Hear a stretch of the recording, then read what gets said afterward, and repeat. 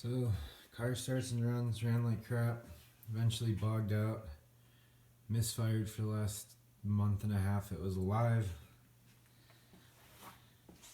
Done a lot of diagnostics, done a lot of work to it. Come to find out, after swearing up and down it wasn't my timing, it definitely was.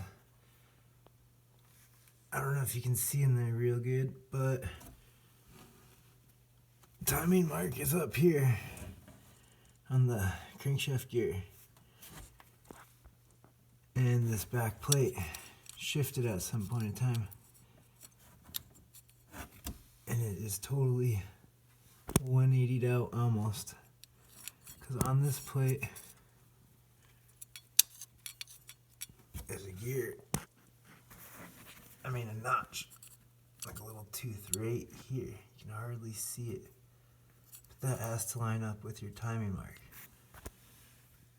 So hopefully this fixes the problem for this.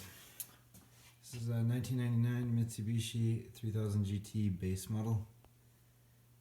And hope this helps anyone else out there with the same problem.